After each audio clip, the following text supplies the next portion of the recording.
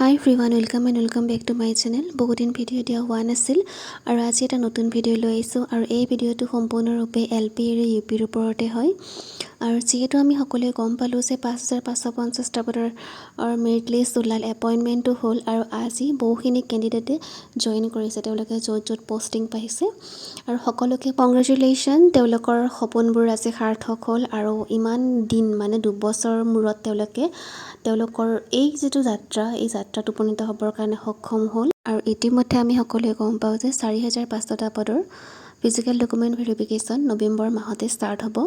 মানে যিহেতু GTR পিজিটিৰ appointment date আছে নৱেম্বৰৰ 13ত আৰু তাৰ পিছতে তেওঁলোকে 4550টা পদৰ ডকুমেণ্ট ভেৰিফিকেশ্যনৰ ডেটটো ডিক্লেয়াৰ কৰিব আৰু মুঠতে তেওঁলোকে নৱেম্বৰৰ লাষ্ট উইকত মানে নৱেম্বৰৰ 20ৰ পিছত 20 নৱেম্বৰৰ পিছত 4500টা পদৰ ডকুমেণ্ট ভেৰিফিকেশ্যনৰ কাম তেওঁলোকে আৰম্ভ কৰিব। হয়তো ফিজিকেল ডকুমেণ্টছৰ ভেৰিফিকেশ্যনৰ কাৰণে লিষ্টটো পাব্লিছ কৰিব পাৰে।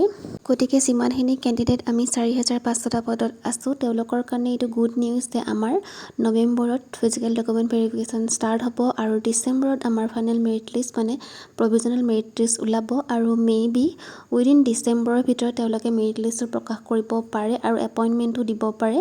এইটো সঠিককৈ ক'ব পৰা নাযায়, যিহেতু ডকুমেণ্ট ভেৰিফিকেশ্যন প্ৰথমতে হৈ ল'ব লাগিব, তেতিয়াৰ পিছতহে আমি প্ৰেডিকশ্যন কৰিব পাৰিম যে তেওঁলোকে আমাক ডিচেম্বৰত এপইণ্টমেণ্ট দিয়ে নে নিদিয়ে।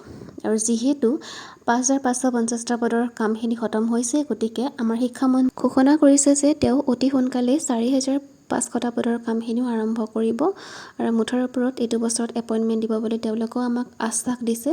গতিকে চাই লওক কি হয়। আজিৰ ভিডিঅ'টো ইমানখিনিয়ে। যদি ভিডিঅ'টো চাই ভাল পালে তেনেহ'লে কমেণ্ট আৰু এটা লাইক কৰিব আৰু লগতে বাকী শ্বৰ্ট ভিডিঅ'বিলাকো চাব। আজিলৈ আহিছোঁ, বাই বাই।